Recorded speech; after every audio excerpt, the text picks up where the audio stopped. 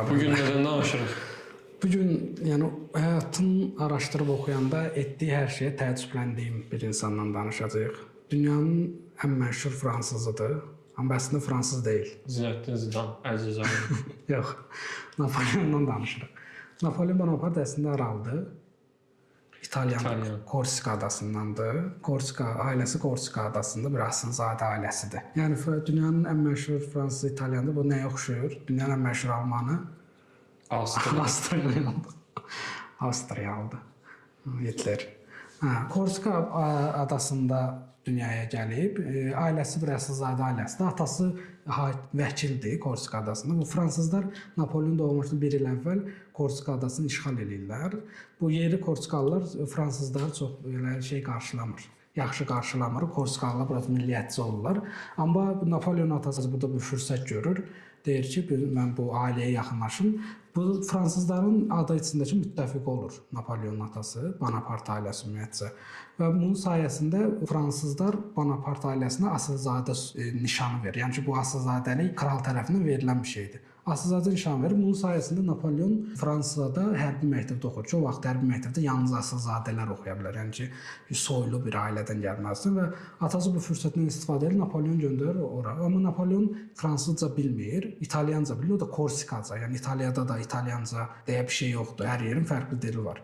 Korsikaca bilir ki, fransızca öyrən, amma yəni ki, İtaliyadan gəlmiş, fransızca bilməyən, balaca boy bir insan olaraq, yəni o məktəbdə də o fransızlar arasında da qəbul olunmayan bir insan olur. Yəni amma ki, bu öz məktəbdəki uğurları çox yüksək olur. Yəni ki, topçu məktəbində oxur, hərbi topçu məktəbində oxur və buradakı uğurları çox yüksək olur. Bunun yəni ki, Napoleonun bu olduğu zamanlarda məşhur bildiyimiz Fransız inqilabı baş verir. Yəni ki, Fransada kral, yəni o Burbonlar da oranın krallıq ailəsi Louis-ni qovurlar. 16-cı Louis. 16-cı Louis-ni qovurlar. Burbonlar xənadanı gedir və ondan sonra hakimiyyətə direktuarlar. Bu Louis 16 hamısı hakimiyyətdə olur. Hamısı olur. Avropada legallıqla o arda-arda getməlidirlər. 16 biraz çoxdur. Yəni Osmanlıda görmüşük 4-cü, 3-cü. Orada çünki Osmanlıda öldürürlər axı. Orada öldürə bilmirlər. Orada daha uzun qalır. Burada yox. Burada həm də ki Osmanlı legallıq yoxdur. Yəni ki, məsələn, atadan sonra kim gələcəyi məlum deyil. Avropada kimin gələcəyi mütləq məlumdur. Ən böyük oğul gəlir. Amma Osmanlıda altdakılar bir-birinə mübarizə aparır, sağ qalan yuxarı çıxır. Amma burada məlumdur. Yəni ki, sən Louis-sənsə, Yusuf sənin böyük oğlun, o ölürsə ondan sonraki, yəni bu legallıq davam edir. Yəni kralı öldürə bilməzsən. Çünki o başda da kral deyə bir şey var. Yəni kralı öldürərsən, krallığı öldürə bilməzsən. 16-cı Louis qaçır. O hakimiyyətdə Fransız inqilabı olur. Burada hakimiyyətə bir Jacobenlər gəlir, Jacobenlər biraz çılğın olurlar. Yəni ki, orada amma Marie Antoinette falan öldürürlər, yəni giyotinlə falan. Yəni Fransa belə tam qarma-qarışdı. Bu əslində Napoleon üçün bir şansdır. Niyə? Çünki sistemin keçmişdən gələn asilləri hamısı giyotinlə gedib deyə yeni insanlar sürətlə yüksələ bilir və həm də fransız inqilabının ən böyük, yəni ki, mottosu layiqlik, liyaqət dediyimiz sistemidir. Çünki yəni kim əgər buna layiqdirsə, layiq olanlar başa gələcək və həqiqətən Napoleon da uğurlu bir əsgər olduğuna görə buna həmin inqilab hökuməti müxtəlif vəzifələr verir. Bu yüzden 18 yaşında Toulon kuşatması olur Fransada. Bu Fransız inqilabı olduqdan sonra Avropada digər xanədanlar 5 dənə böyük güc var. O kimlərdir? Rusiya, Rus Çarlıq İmperiyası, sonra Prusiya, Almanlar, Avstriya, bir də İngiltərə var, bir də Fransa var. Bu geri qalan 4-ü hələ də yəni xanədanlıqla idarə olduğuna görə Fransız inqilabı bunlar üçün təhlükə hesab olunur. Çünki yəni insanlar orada bir inqilab eləyib, hakimiyyəti, krallığı yıxıblar, demokratik, yəni ilk bildiyimiz modern dövləti qurmağa çalışırlar və bunlar özlərinə qarşı onu təhlükə elədiyinə görə durmadan bu məsələn Napoleondan əvvəl başlayır və Napoleon həyatı boyunca bunlar Fransanın ancaq müharibə edirlər, durmadan müharibə edirlər. Bu müharibələr koalisiya müharibələri, 7 dənə koalisiya müharibəsi var. Koalisiya müharibələri Napoleon bütün hakimiyyəti boyu bu koalisiya müharibələri ilə məşğul olur. İlk dəfə Napoleon 1793-cü ildə Toulonda bir kuşatma olur. Toulon kuşatması. Bura İngilislərin hücumu nəticəsində Napoleonu burada göndərirlər. Topçu heyətinin başında olur və Napoleon burada yəni çox az imkanlarla, çox az topla, az imkanlarla buradakı İngilis ordusunu darmadağın edir və geri alır. İnanılmaz Toulonu geri alır və inanılmaz bir uğurla geri qayıdır. Bu uğurla geri qayıdandan sonra ordusu buna general-mayor rütbəsi verir. 24 yaşında general-mayor olur. Sonra bu Fransada bir dönəm stabil olur. Stabil olan vaxtı Napoleon deyir ki, məni Osmanlıya göndərin. Osmanlı ordusunun toplarla təcrübəsi yoxdur. Mən onlara gedim topçuluğu öyrədim. Bunu da niyə deyir? Çünki o vaxtı Fransanın bütün Avropadakı bildiyimiz böyük xanadında Fransanın rəqibi də bir dənə Osmanlı deyil.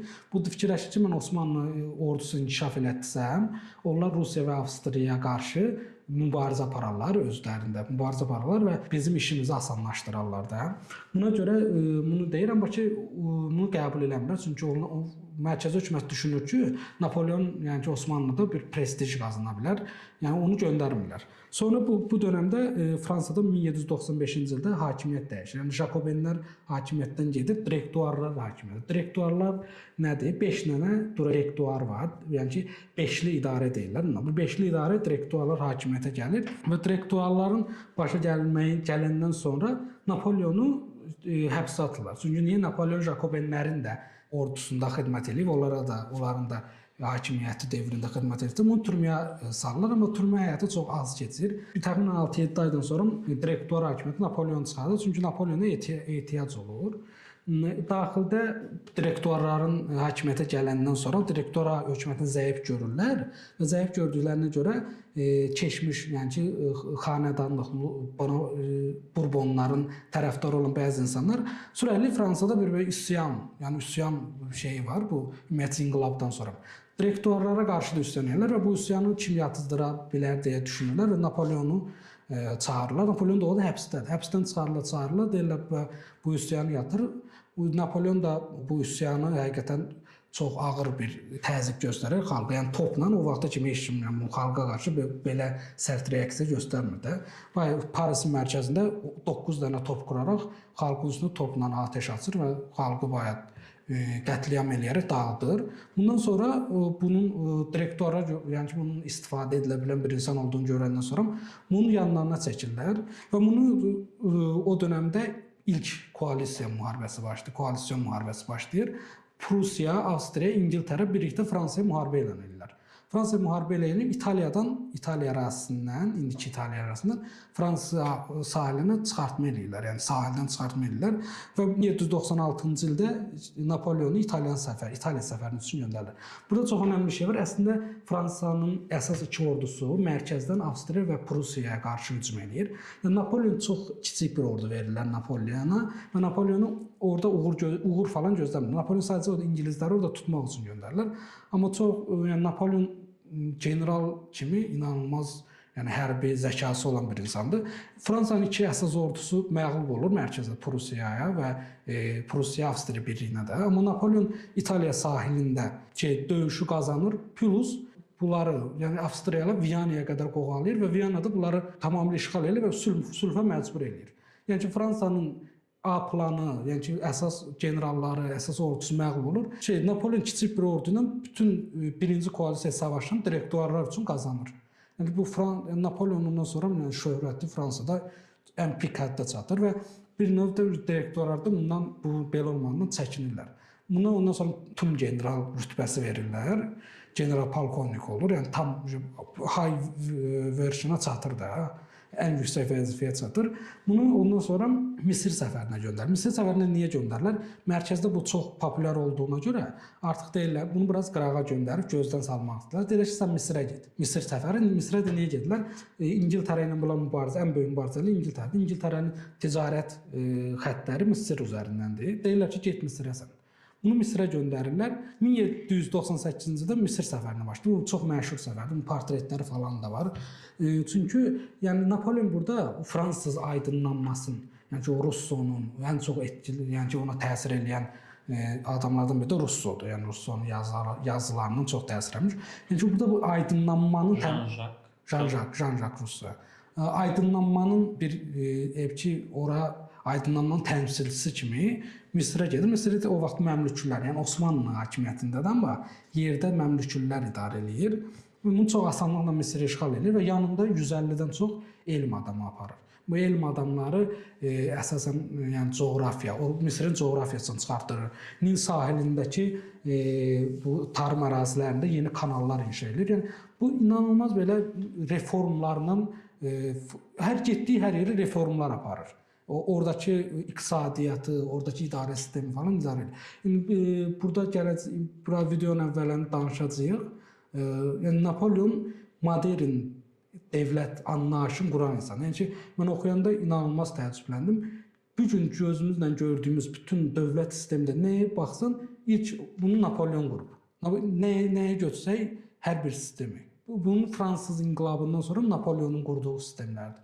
Yəni mən bunu çox təəccübləndim. Bu bir insanın indiyə kimi, yəni ki, bu adam 1700-cü, 1800-cü illərdə yaşayıb.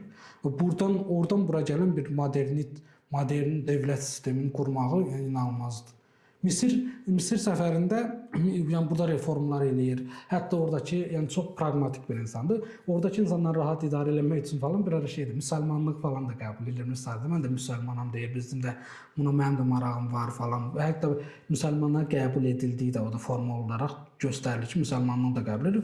Oradakı insanlar da onu sevməyə başlayır. Amma ki, sonra da Misirdə yəni ki, edəcək bir şey yoxdur. Zaten Misir yəni işğal elədin, reform elədin. Amma ki, mərkəzdə daha çox aktivlik var Fransada. Elə bil orada bir yüngülvari uduzur da. Məğlub olur. Bir şey ingilislərin köməyi ilə bu Akkada şeydə məğlub olur. Məmlüklərin ingilislərin birindən məğlub da olur. Amma ki, yəni orada çıxarda bilmirlər. Napolyon bunu mərkəzdə direktor hakimiyyət, bu beşli idarə xalq tərəfindən çox sevilmir. Xalq tərəfindən çox sevilmir deyə əslində o yerləşik Fransız əsilzadələri də direktor hökumətini dəvirməyə çalışır. Amma ki, bunların heç birinin populyarlığı yoxdur. Onlar axtarır kim ən populyar insandır? Napolyon. Napolyonu xalq da sevir. Bunlarla biz Napolyonu idarə eləyərik deyə Napolyon gəlsin, bunu biz burada çevriliş eləyək, dövlət çevriliş eləyək. Napolyon gəlsin, biz sonra Napolyonu idarə eləyək deyirlər. Napolyon da bunu bilir, Misirdən geri qayıdır. Geri qayıdır və 1799-cu ildə çevriliş, direktorları hakimiyyətdən salır. Konsul deyə bir sistem gətirirlər. Konsul 3-lü konsul olur. Ən populyarı Napolyon deyil, Napolyon birinci konsul olur. 2 dənə də onu idarə edəcəyi düşünən 2 dənə insan da ikinci və üçüncü konsullar olur. Amma sonra Napolyon onları yalan edir. Yəni ki, onlar Napolyonun uğuru qarşısında heç bir təsir göstərmir və yox olub gedirlər. Napolyon konsul olandan sonra 1802-ci ildə bir seçki keçir. Bax, burada ən önəmli şey əslində bir diktatura qurmağa çalışır. Amma ki, yəni Fransız inqilabı olub da, Fransız inqilabı olub deyə o sistem 1802-ci ildə mən özünün ömür boyu konsul, yəni ki, baş konsul olmaqda özü ömür konsul Fransada plebissit deyə, yəni bir seçki referendum kimi bir şeydir. Yəni şeydir. Mən ömür boyu konsul olunmu deyə yox. Yəni bir variantda bir şeydir. Və 99.99% bu həqiqi fransızlar da bu seçki şeylə nədə saxlayırlar o sənədləri. Şəffaflıq, yəni ki, o vaxtçı seçkilərin indiki kimi düşünmür. Amma ki, xalqın 57% qatılır və 99.9% Napolyon konsul olsun deyə səs verir. Həqiqətən xalq Napolyonu sevir. 1802-ci ildə bunu eləyir. Sonra Napolyon bir ildə, 2 ildə idarə eləyir konsul kimi. Sonra deyir ki, konsul falan bunu ləğv eləyək. Mən kral olacağam. 1804-cü ildə Napolyon bir də referendum keçirir və bu səfər də mən kral olum, yoxa. Xalqın yenə %60-ı qatılır seçkilərə. O vaxtda Fransanın əhalisi 26-27 milyon əhalisi var. %60-ı qatılır və %60-ı qatılır. Napolyon %99-la yenidən kral olsun deyə başlayır. Və həqiqətən o sistemin içində soydan gələn bir krallıq deyil. Adam seçki ilə, adamı xalq kral olsun deyə seçir. Və kral olsun seçəndən sonra Napolyon tam daxildə hakimiyyəti tam ələ keçirir deyə başlayır məşhur Napolyon reformlarına. Və Napolyon reformlarının ən önəmlisi Kod Napolyondur. Kod Napolyon sivil deyirlər buna. Bu qanunlar, yəni ki, Napolyon yazdırdığı qanunlardır. Bunu belə düşünün, Fransada o vaxtı bir hüquq sahəsində inanılmaz bir qarşılıq var. Deməli, söhbət nədir? Kilsə var, feodallar var, asılzadələr var, bir də devlət var. Bunların hər birinin özünün hüququ var. Yəni ki, feodal deyir ki, mənim feodal hüququm var, yəni mənim torpağımda işləyən kəndçi ilə mənim aramdakı hüquq feodal hüquqdur və bu bizi əlaqələndirir. Yəni ikimizin arasında olan hüquqdur. Kilsə özünə ayrıcalıq götürüb, kilsənin yəni ki, vergi ala bilməsindən o şeydən, yəni Roma papasından da, onların o kilsədən vergi ala bilməsindən bunlar özlərinə ayrıcalıq istəyiblər. Məclisdə bəzi əsilzadələr vergi vermir falan. Bu inanılmaz qarmaqarışıq Roma hüququndan, keçmiş feodal hüquqdan falan qarmaqarışıq bir hüquq sistemi var. Kod Napoleon yazır. Kod Napoleonda nədir? Kod Napoleonda hər kəsin anlaya biləcəyi sadə 3000-dən artıq maddədən ibarət olan bir hüquq sistemi. Yəni burada əsasən mülkiyyət hüququ, ailə hüququ, dövlətlə şəxslər arasında olan münasibətlərin hüququn hamısını yazdırır. Yəni ki, bu tarixdə ilk dəfə xalqla, insanlarla dövlətin arasındakı münasibətlər tənzimləyən hüquq sistemi olur. Yəni ki, biz bugünkü modern dövlətin bildiyimiz məcəllə, məsələn, cinayət məcəlləsi, konstitusiya falan anlayışın ilk çıxdığı yerdir. Kod Napoleonda yazır. Sonra kod nə eləyir? İdarə sistemi yaradır. Bu gün məsəl üçün bizdə ölkələrdə şey var. İnzibati ərazilər var. Şəhər, rayon, kənd. Bu şəhərin məsələn şəhərin icra hakimiyyəti, şəhərdəki sonra yerli idarə üçün bələdiyyə falan. Bunların hamısını bu. Yəni ki, məsələn şeylərdə Fransa hələ də bu Napoleon qoyduğu sistemlə idarə olunur. Fransanın departamentləri ayrılır. 3 ya da 4 departament ayırır. Sonra hər bir departamentdə kiçik bölgələr yaradır. Kiçik bölgələrin başına oranın idarəçiləri, yəni icra hakimiyyəti kimi dediyimiz icra hakimiyyətdə icra hakimləri qoyur. Onların bir də ki yerdəki idarələrini də dövlətə qarşı, yəni dövlətin təyin elədiyi insanlardan başqa seçdirib bugünkü bələdiyyəyə yaxın bir şey yaradır. Yəni ki, orada yerli idarə də olur. Yerli idarənin özünün güc, yəni ki, bugünkü polis strukturu kimi struktur da olur.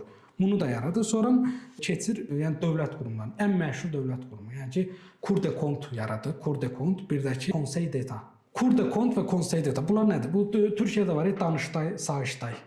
Bizdə də Azərbaycanda da şeydir, məsələn, hesablama palatası var. Bu Cour des Comptes, hesablama palatası. Yəni dövlətin xərclərinin, dövlətin xərclədiyi pulun hesabını tutur.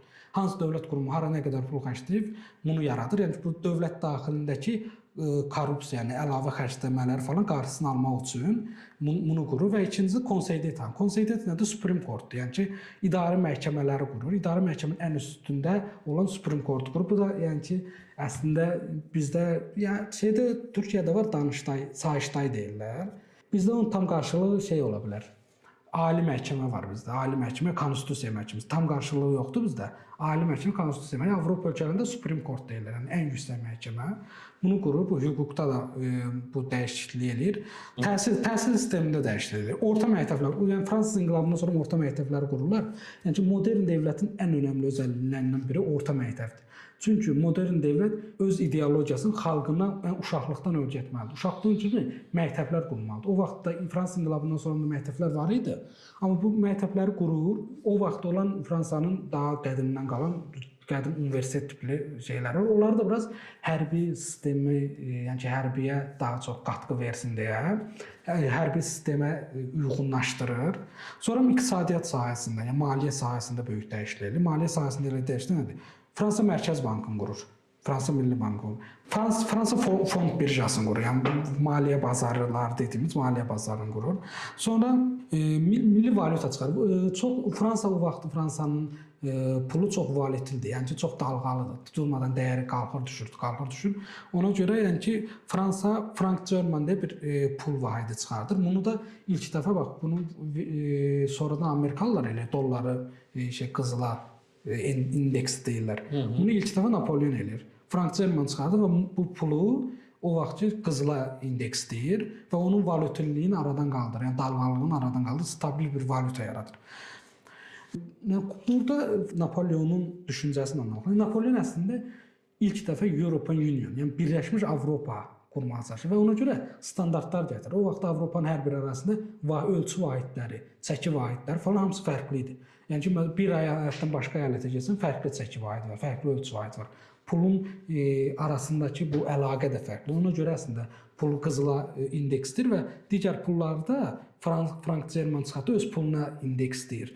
Yəni əslində bütün Avropada bir standartlıq yaradır. Yəni adam ilk dəfə Avropa birliyini qurmağa çalışıb. Avropa və bunun üçün həqiqətən tək başına Kod Napoleon, o ki iqtisadi sistem, maliyyə sistemi, hüquq sistemi, idarə sistemi hamısını yaradıb yəni. Və bunlardan hamısını həyata keçirəndən sonra reformların Fransa daxilindəki bu gün Parisdə gördüyümüz o uzun küçələrin hamısı bir mərkəzə çıxır falan. O şəhərcilik anlayışını da o gətirib. Yəni o küçələrin hamısı da onun döyüşlərinin adındadır əslində. Yəni bu inanılmaz bütün Fransanın, bütün müasir dünyanın modern dövlət anlayışını o arada qurur. Sonra bu mərkəzdə tam stabilliyi, bu reformları da eləyəndən sonra, amma ki bu reformlar digər ölkələr, yəni dediyim o 5 güc üçün çox böyük bir təhlükədir. Çünki burada yəni ki bir kontekst üzərində anlaşmazlıq var. Fransa modern dövlət, bugünkü modern dövlət qurub, o biri dövlət də keçmişdə qalıb əslində. Çar Rusiyasında feodalizmdə qalıb. Hələ də kəndçi üzərində sərflikdə qalıb, krallıqda qalıb. İşte Prusiyada eyni formada, Almaniya, Prusiyada orada qalıb. Sonra burada var, Müqəddəs Roma imperiyası var.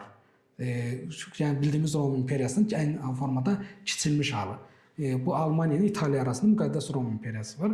Bu Ren konferansında bunu Almaniya ilə birləşdirib Müqəddəs Roma imperiyasını ləğv edir. Yəni bu inanılmaz bir şeydir. Roma imperiyasını və Papaya qarşı o vaxtda ki meşrin bir müdaxilə edə bilməyib. Və bunu Papa ilə anlaşır. Həqiqətən deyir ki, biz qəbul edirik ki, bu Avropada, Fransada katoliklər üstünlükdədir. Amma hər kəsin din azadlığı var. Bu Fransız inqilabının ən böyük idealı. Hər kəsin din azadlığı var. Yəni Yahudilərə falan çox da toxunmurlar. Yahudilərə falan toxunmayacaq deyirlər.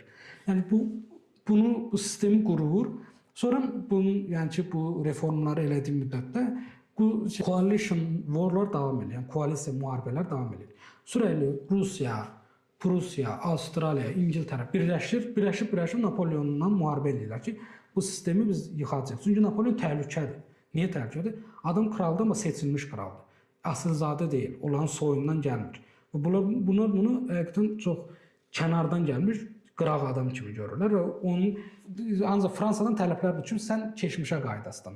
Yəni ki, Burbonların hakimiyyəti o krallığa qayıdasın. Bu koalisiya savaşlarında birincidə direktuarlar hakimiyyətdə olur. Onda da Napoleon sayəsində qazanırlar. Amma sonra ikinci, üçüncü, dördüncü, beşinci koalisiya müharibələrin yəni ki, açıq formada Napoleon qazanır. Yəni bu koalisiyanın savaşları çox qarışıqdır. Bunun çox detalına girmək istəmirəm. Yəni burada koalisiya müharibələrində hər dəfə birinci, ikinci, üçüncü koalisiya müharibəsində Prusiyanı, Avstriyanı və Rusiyanı məğlub eləyir və sonra Rusiyanı da öz tabeli, yəni əslində bunlar işğal eləmir, sadəcə tabeli altında salır.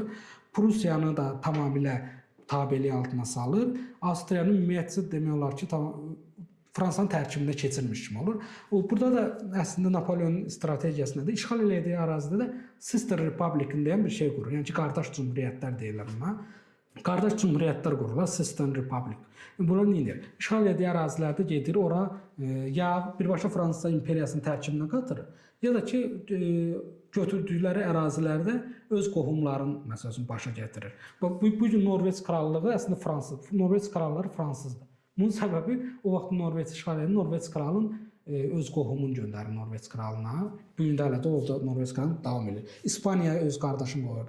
İtaliyada əslində İtaliyanı birləşdirir. İtaliya orada İtaliya qurur, bir də Siciliya krallığını qurur. O kralların başına da öz qohumlarını qoyur. Bəzi Siciliya bir general göndərir. Korsikanı da yenidən orada bir general göndərir, oranı da idarə edir. Yəni bütün Avropanı əslində dizə gətirir. Amma burada belə bir problem var. Bütün Avropada, yəni ki, meydan müharibələrində Napoleona məğlub etmək imkansız olduğuna görə İngilislər heç vaxt ən böyük, yəni ki, Napoleonun ən böyük düşmanı İngilislərdir. İngilislər heç vaxt quruda Napoleonla döyüşmürlər. Çünki yəni Napoleon quruda məğlub etmək mümkünsüz bir şeydir. Amma Napoleon da dənizdə İngilislərə qarşı mübarizə aparır. Çünki İngiltərə bir okean imperiyasıdır və inanılmaz bir çox böyük bir donanması var. Dəniz donanması var. Hətta bir dəfə mübarizə aparmağa çalışır, amma məğlub olur. Dənizdə məğlub olur 1805-də. Napoleon bundan sonra qərar verir ki, biz İngilislər quruda bizlə döyüşmür, biz dənizdə bunlarla mübarizə apara bilmirik.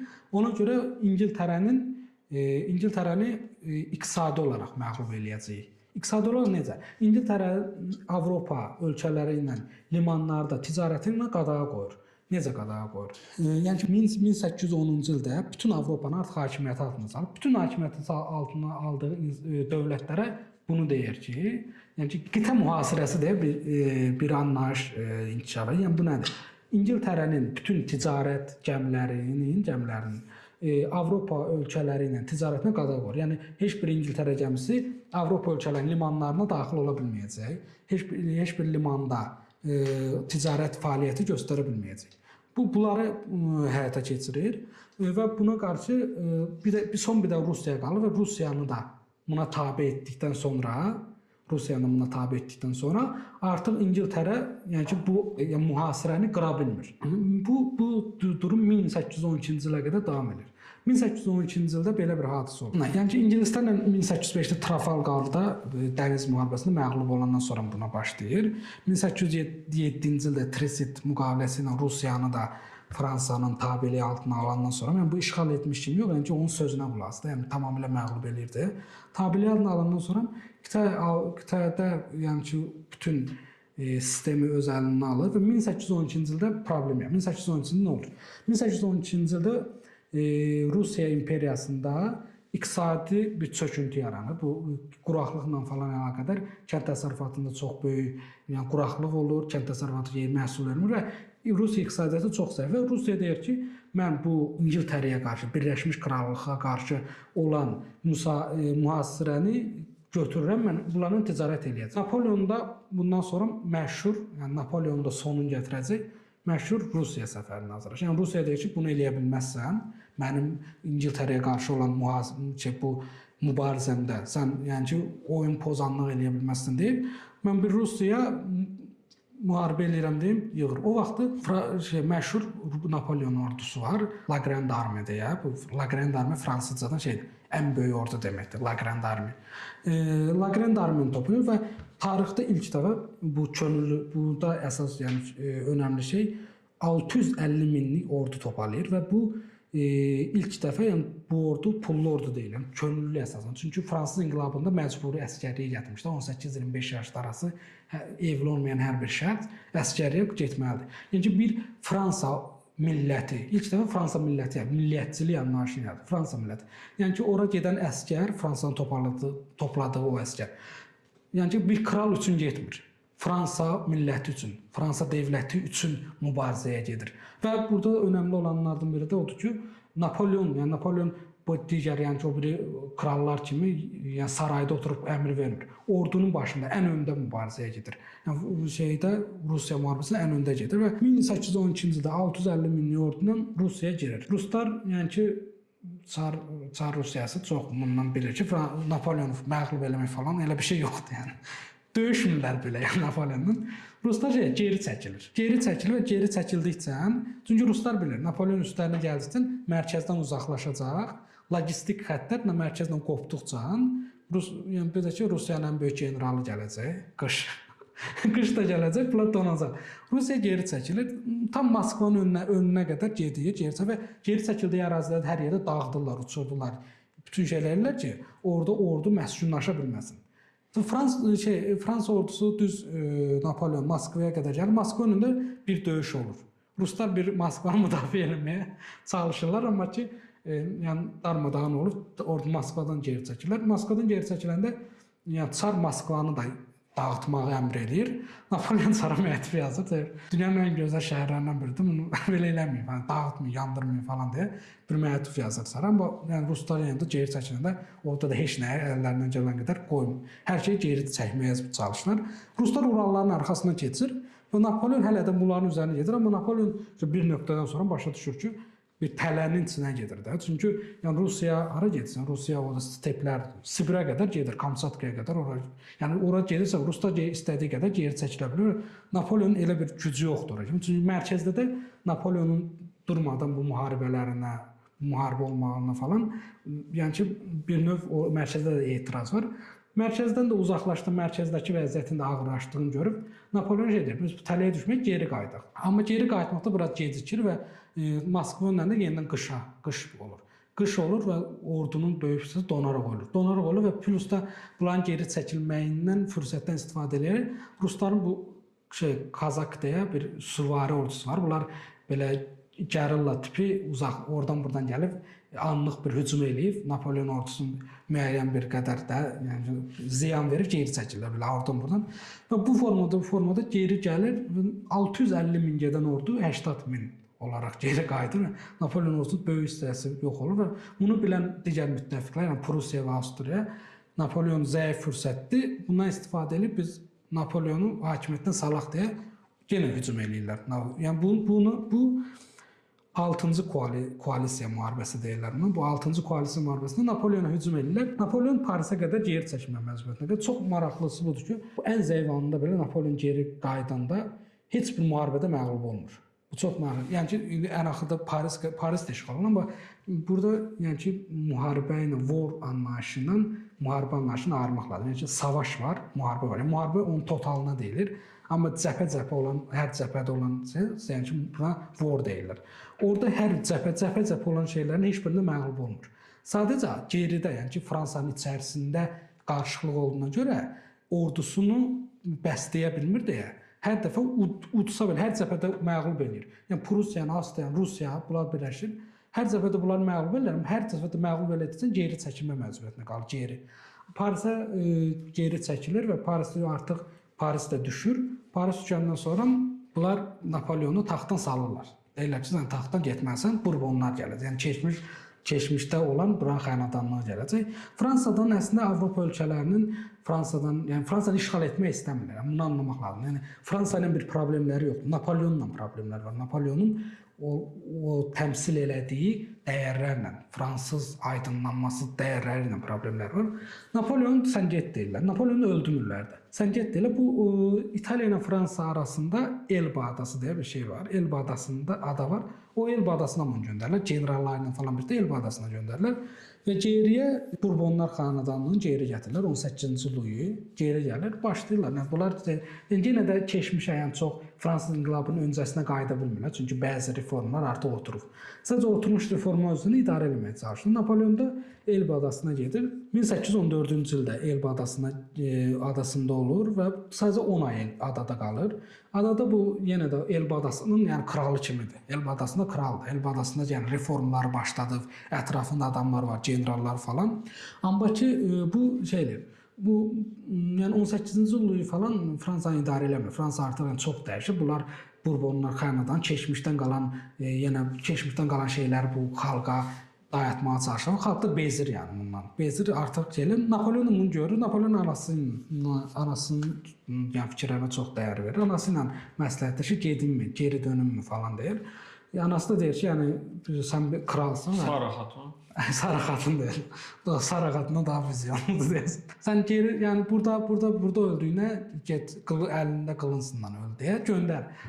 Napoleon orada Elba adasında çox böyük belə abluka falan yoxdur da. Gəmiyə minib Fransa sahilinə çıxır. Elba adasından geri qayıdır Fransaya. Fransa hökuməti bundan xəbər olmur. Son anda xəbər alır. Ordunu göndərirlər.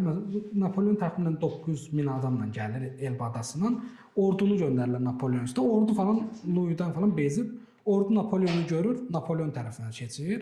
Bu arada yəni Viyana konfransı falan toplanır. Viyana konfransında bu müttəfiqlər toplaşıb ki, Fransaya bir yön verməyə çalışır. Bunlar orada xəbər var ki, Napoleon tezdən geri gəlir. Napoleon buradan toparladığı ordularla gəlir Parisdə Louis da qaçır. Yenidən bu kral olur. Amma yəni ki, belə bir şey var ki, səni istəmirlər. Səni istəmirlər və bütün Avropa səni istəmir. Bu mümkünsüz bir şeydir. Napoleon da bunu bildiyinə görə, yəni gücü də o dövrdə gücü də olmadığına görə ətrafa, yəni o digər Viyana konfransında olanlara falan orada da qatılır. Onlar şey deyir. Yəni artıq mən yəni bu Fransız inqilabının Avropanın digər ölkələrinə yaymaq kimi falan bir niyyətim yoxdur. Yəni bunlardan artıq imtina edirəm. Fransa içində fəaliyyət göstərəcəm. Öz krallığım Fransa içində davam edəcəm. Amma yəni inanmazlar. Bunlar açıq Viyana konfransında açıq deyirlər ki, bizim Fransa ilə problemimiz yoxdur. Bizim Napoleonla problemimiz var. Napoleonu göndərəcəyik. Napoleon göndərəcəyik deyirlər. Və Napoleon bu məşhur 100 gün deyirlər. Bundan bu 100 gün krallığı davam edir. Məşhur 100 gündə yenə Fransada reformlar, daxildə yenə müxtəlif fəaliyyətlər, tikinti, kanal qazmaq, kənd təsərrüfatı ilə bağlı falan. Yenə başlayır da, yəni bu insan boş dura bilmir də. Yenə başlayır bu reformlara falan. Bir yandan da ordu yığır. Yəni yenidən səfərbərlik elan edir. Ordu yığır, artıq 7-ci koalisiya müharibəsi olacaq. Bu artıq son savaşdır. Son savaşda 1815-ci ildə artıq son savaşına girir. O 15-ci il Waterloo müharibəsinə girir. Və bu müharibədə yəni bu taktika budur. İngilislər sahilə çıxar, 2 dəfə sahilə çıxırlar. Biz ingilislər məğlub eləyib, İngilislər köməyə gəlməmiş. Prussiyanı da məğlub eləsə, zaten Avstraliyanı nəzərə alan yoxdur. Rusiyada da vəziyyət ağırdır. Bu formada yəni yenidən hakimiyyət qurar. Amma bu orada da savaş tarixçilər falan deyir ki, Napoleon da yəni imkansızlıqlardan bir sürü səhvlər eləyir. Yəni döyüş Napoleona yaraşmır deyirlər, yəni o döyüş imkansızlıqlardan bir sürü səhvlər elədiyini deyirlər. Və Napoleon da son müharibədə də artıq məğlub olur. Məğlub olandan sonra Fransanı yenidən işğal eləyirlər və Napoleondan sonra artıq yəni Napoleona heç bir şans vermirlər. Napoleonu yeni öldürürlər. Atlantik okeanının ortasında San Helena deyə bir ada var. Bu İngiltərənin adasıdır. San Helena adasına onu göndərirlər. San Helena adasında yəni tam Atlantik okeanının ortasında bir-iki nəfərlə onu göndərirlər. Orada da ətrafda daimi İngilis ordusunun nəzarətində San Helena adasında qalır. San Helena adasında yəni 1816-cı ildə San Helena'ya göndərirlər və 1821-ci ildə San Helena adasında həyatını itirir. Bu da orada deyirlər ki, güya ki zəhərləyiblər. Çünki bunu da niyə deyirlər? Saçında arsenik tapılar, arsenik kimya maddəsi. Amma bu vaxtı sonradan ortaya çıxdı, arsenik çox istifadə olunan bir maddədir o vaxt üçün. Yəni arsenikdə Napoleon orada aslında yəni qeydlədi mədə xərçəngindən öldüyü deyilir. Arsenikdən öldüyü deyil, bu mədə xərçəngi rəsmi qeydlədi, mədə xərçəngindən həyatını itirir. Yəni Napoleonun həyatı bu qədər. Yəni əslində bir də Napoleon yəni bundan danışılır. Necə bu qədər müharibələr oldu və Fransadakı araşdırma yurtun 80-dən çox müharibəyə girib və sadəcə neçəsində məğlub olub. 80-dən çox müharibə eləyib hakimiyyət dövründə. Sadəcə 7 müharibədir. 7 müharibədir. Yəni ki bu inanılmaz bir şeydir. Yəni bunun dünyada belə bir yəni ki general yəni karyerası yoxdur. Amma o Elba adasından qayıdanda biraz karizması çizilib. Orada necədir? Elba adasından qayıdanda hətta onun məşhur bir şey var ki, ilk dəfə bir kral sadəcə o məşhur şapkası var onun. Şapkasını göstərər bir krallığı yıxdı da. Yəni ki, əslində var. Xalq Napoleonu çox sevir.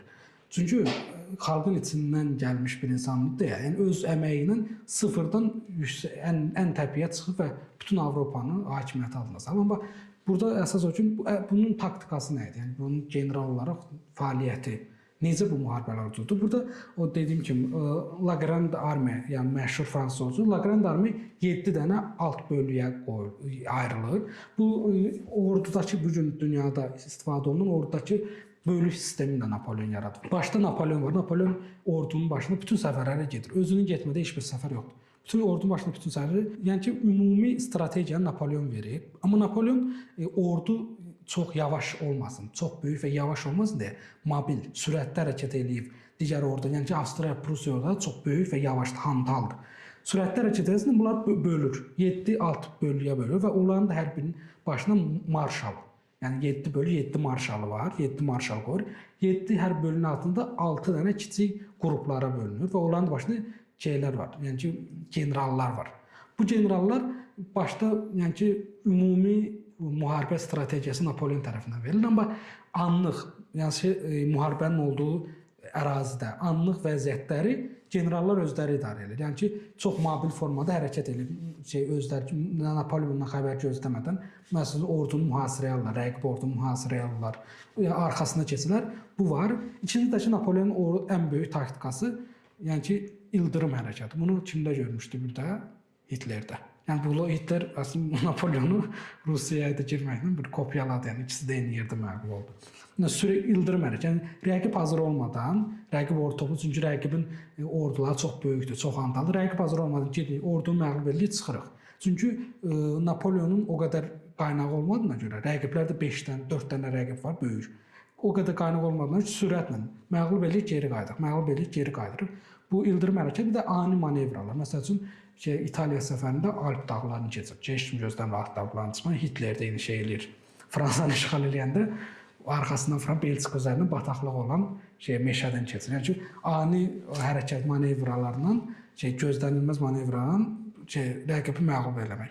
Napoleon bu istəyi hərbi taktikasından, modern dövləti qurmaq anlayışından, yəni ki, mən həqiqətən həyatını oxuyanda, elədiklərini oxuyanda hər şeyində təəccübləndim bu adamın. Necə belə bir insan olub? inanılmaz hər şeyi doğru eləyən və bu bütün addımların eləyən və dünyanın modern, bildiyimiz modern dövlətin təməlini atan, onların bütün qurumların, bütün anlayışın yerinə gətirən milliyyətçiliyi, səfərbərliyi, hər şeyi yəni kəşf edən, hər şeyi ilk dəfə tətbiq edən və həqiqətən Fransız aydınlanmasının, Fransız inqilabının yaşamasına səbəb olan. Bəziləri şey deyir, yəni ki, Fransa inqilab elədi, krallığı, yəni ki, Burbonları göndərdi, krallığı göndərdi, amma 10 ildən sonra falan yenidən krallıq oldu. Napolyon da kral oldu axı. Amma əslində Napolyon bildiyimiz kral deyildi. Yəni xanədanlıqdan gələn insan deyildi. Xalq tərəfindən seçilən və həqiqətən Fransız inqilabının, Fransız aydınlanma dəyərlərinin yaşamağına səbəb olan bir insan olub. Yəni, amma son o qədər də uğurlu görünmür. Amma ki, yəni hakimiyyəti inanılmaz bir yeniliklərlə və yəni müharibə uğurları ilə doludur. Bir də ki, mən bu Napolyonun şeyini araşdıranda oxudum. İnternetdə falan bu insanlar həqiqətən cahil formada görməli deyirlər. Napolyon imperiyası dünya torpaqlarının sadəcə %2-sini işğal edib ki, məsəl üçün Çingiz xan, Teymur falan bu %38, %35'dir falan. Belə bir şey yoxdur. Yəni Avropa dünyanın ən məhsuldar torpaqlarıdır və Avropada lokal güclər var. Teymurun qurduğu imperiya, Çingiz xanın qurduğu imperiya stepdədir. Stepdə 6-7 dənə şəhər var. O şəhərlə bu şəhər arasında keçən çox böyük bir ərazidir, amma orada cəmi 2 dənə şəhər var. 2 dənə şəhəri tutur. O boş steplərdə ola getmirlər, müharibə eləmirlər. Amma Avropada hər bir ərazi. Çünki torpaq çox məhsuldar olduğuna görə məhsuldar torpaqlarda lokal güclər yaranır. Yəni ki, o məhsuldar torpağın məhsulunu istifadə edən feodal güclər var və yerli güclər çox güclü olduğuna görə Avropada işğal aparmaq, Avropada bir torpaq fəth eləmək çox çətindir. Yəni Napolyonun dünya torpağının %2'sini işğal edib, ona görə o qədər də önəmli deyil də bir şey ola bilməz, yəni belə şey. Yəni kəmiyyət deyil, keyfiyyət. Yəni keyfiyyət. Boşda stepdə Rusiyanın düzündə, Monqolistan düzündə 2 dənə şəhər tutmaq kimi bir şey deyil. Yəni hər addım, hər şəhər, hər rayon, hər küçə oranın lokal gücləri tərəfindən idarə olunur Avropada. Burada yəni işğal etmək çox çətin bir şeydir. Bəs Napolyon hansını daha çox istəyərdi? Rusiyada qalib gəlmək yoxsa Waterloo-da? Hər halda Waterloo-da, çünki o yəni çox ölüm qalım savaşıdır, son savaş idi. Son savaş Waterloo-da qalib gəlmək istəyirdi. Amma ki, yəni mən bunu da deyim, Waterloo-da qalib gəlsə belə yəni olmazdı. Çünki yəni nəticədə qarşısında bir güclər var, 4 dənə böyük güc var və bunlar sənə qarşı. Bunlar yəni ki, Fransaya qarşı deyil, ümumən şəxsi olaraq sənə qarşıdır. Waterloo-da qalib gələrdin başqa bir yerə. Koalisiya müharibəsi 7 dəfə, 6 dəfə Napolyon bunları nəticədə məğlub etdi. 7-cidə də gəldilər. 7-də məğlub etsə 8-də gələrdilər. Yəni ki, bunun bir şey olmaz, son olmazdı. Onda Waterloo-da qalib gəlsə belə indiki siyasi xəritələr çox dəyişməzdi. Dəyişməzdi. Amma indiki siyasi xəritələri də dəyişir. Ran konfransı deyə bir şey var. Yəni bu gün Almaniya, bildiyimiz Almaniya dövlətinin yaranmağı o Prusiya idi. Almaniya dövlətinin yaranmağı yəni Napolyon yaradı. Hətta ilk dəfə konstitusiya Almaniya dövlətində yazılan konstitusiyonu Napolyon yazıb. Ren konfransında dediyim kimi Müqəddəs Roma imperiyasının o bir sözü var, Müqəddəs Roma imperiyası haqqında. Holy Empire nə müqəddəsdir, nə Romadır, nə imperiyadır kimi. Yəni ki, onu dağıdaraq onu da Almaniyaya verir. Yəni bu gün bildiyimiz Qərbi Almaniya, yəni ki, Dortmund falan ərazilər falan Napolyon sayəsində yaranır. İtaliya deyə bir dövlət olmuyor. İtaliya dövlətini də əslində Napolyon yaradı. Orada lokal şəhər. Bu gün də məsələn Siciliya krallığı var idi. Onlar yəni hamısı Napolyon yaradı o dövlət anlayışını. Amma ki, yəni o Waterloo savaşında belə 8 olardı, 8-də qalibsə 9-da gələcəkdilər. Yəni ki, o dönəm üçün, yəni belə deyim ki, o dönəm üçün hər halda çox irəlici bir görüşlər olduğuna görə gerici qüvvələr tərəfindən yəni məğlub edilib. Amma bunu da nəzərə alın ki, nəticədə bu həmişə olur. Bax, Avropa tarixində bunu nəzərə alın. İngiltərə var. İngiltərə dəniz imperiyası, okean imperiyasıdır və Avropa quru, yəni bildiyimiz Avropa xəritəsində isə güclər var. İngiltərə həmişə Avropa içərisində yüksələn güclərlə mübarizə aparır. Bu o vaxt yəni 1810-cu ildə Fransa idi. 1918-ci ildə Almaniya idi. Birinci Dünya müharibəsi əslində yəni quruda olan güclərlə Almaniya ilə İngiltərənin mübarizəsidir. Bir dəfə məğlub elədilər, yəni Amerikan köməyi ilə məğlub elədilər Almaniyanı. 45-də bir də çıxdı. Bir də yenə eyni formada quruda olan, yəni ki 45-də Almaniyanın iddiası nə idi? İkinci Dünya müharibələri də çəkəcək. O haqqında şey oldu. İdeyası nə idi? Siz bütün sömürgə eləmisiniz bütün dünyanı. Bizə heç nə vermirsiniz, heç nə paylaşmırsınız dünyadan bizlə. Biz əslində sənaye olaraq, güc olaraq sizi keçmişik, sizinlə mübarizə aparacağıq. İkinci baş qaldırmağında da 45-ci ildə yenə Amerikanın köməyi ilə İngiltərə onu məğlub elədi. Amma bu gün İngiltərədə əslində 2-ci Dünya müharibəsindən sonra məğlub oldu. Məğlub oldu, qardaşlarına, yəni Amerikaya o liderlik bayrağını təhvil verdi. Yəni ki, bu mübarizə o mübarizənin davamıdır. O gün Fransa idi yüksələn güc, yəni İngiltərə yəni koalisiya müharibələrində quruya əsgər çıxartmadı, amma yəni ki, o ölkələrin maliyyə dəstəyini həmişə İngiltərə verir ki, sonuncuda 7-cidə yəni quruya əsgəri də çıxartdı yəni. Yəni Napoleon həyatı bu ən böyük liderlərdən biridir dünyada yəni. Aydın dediyi kimi yəni Abdülhamid falan elə bir şey deyil yəni. Ənənəyə sadiq qalıb soruşsaq ki, Napoleon tarixə iz qoymuş, Yəni mən öyrənilməsi gərəkən bir inqilabçı deyim, hökmdar deyim, tam bir dövlət adamıdır adam. İlk 50. İlk 50 yox, yəni bu məlumdur. Aslında Lenin ikinci versiyasında sən ikinci başa ilk ikiyə soxmuşdun. Bu ikinci yerdir. Yəni Lenin bax bu iki dənə bu tarix, yəni 1700-dən bu tərəfə fikirləşin. 1700-dən günümüzə qədər iki dənə önəmli lider var. Yəni bu sistem var. Bax önəmli olan sistemdir. Yəni ki, müharibə eləyim, döyüş edim falan. Bunlar boş şeylər. İngilislər falan Napoleon Churchill-lə falan müqayisə edir. Churchill yəni alkaşın belədir, yəni elə bir şeydir. Bu xainlik eləyirlər, Napoleon İngilislər. Ona görə Churchill boş adamdır, elə bir şey deyil. Yəni iki dənə önəmli şəxs var, Lenin, Napoleon.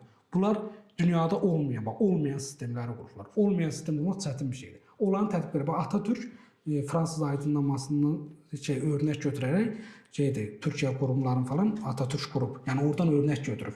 Kopyalayıb deyil, örnək götürüb də qurub. Amma ki, yəni bunu ilkin yaratmaq çox önəmli. Sosializmdə sosializm anlayışını, dövlət qurma anlayışını ilk dəfə yəni ki, Lenin eləyir və modern dövlət anlayışında ilk dəfə Napoleon gətirir. Yəni bunlar çox önəmli. İki dənə önəmli lider var. Biri Napoleon, bir də Lenindir. Və bir-iki, yəni hətta birinci yerdə yarışarlar aralarında. Yəni Leninlə çox götürən olmuyor amma ideologiya olaraq Napoleondan amma çox götürür. Napoleon, çünki Napoleonda yəni o bildiyimiz mübarizə iqtisadi ideologiyanın çox bir modern dövlət anlayışı vardı ya. O modern dövlət əslində məsələn Leninin qurduğu sosializmdə yəni düzdür, o vaxtı Napoleon qurduğu kapitalist bir hökumətdir, amma modern dövlət anlayışı ki, dövlət hər bir şəxsin o dövlətə mənsub olmağı, orada öz millət kimi hiss eləməyi anlayışı, yəni əslində sosial Sovetlərdə də tətbiq olunmuşdu. Yəni əslində o Sovetlərin içində də o Napoleonun qurduğu o aydınlanma, modern dövlət anlayışı orada da var. Amma ki o sosializm ideologiya olaraq fərqlidir. Yəni Lenin hələ 100 il əvvəldədir, bir 100 ildə vaxtı var, bəlkə dünyanın bizə dəyişə bilər. Amma yəni ki sosializm international bir ideologiyadır. Hər kəs dünyanın hər yerində bu qəbul olunur. Düzdür, tətbiqi problemli olsa da qəbul olunur. Bu qədər portretlər bölümünün portretlərin yəni ki ən önəmli qonaqlarından biri idi Napoleon. Bu qədər indən belə Lenin çəkmişik ki, indən belə bu qədər Lenin Napoleon qədər böyük olmayacaq hər halda yəni. İşte onda abunə olmayın. Bundan sonra ən yaxşılarını danışdıq, abunə olmayın. Çox sağ ol. Kanala abunə olun, videonu bəyənin, şərh bölməsində də Napoleon haqqında da fikirlərinizi yaza bilərsiniz.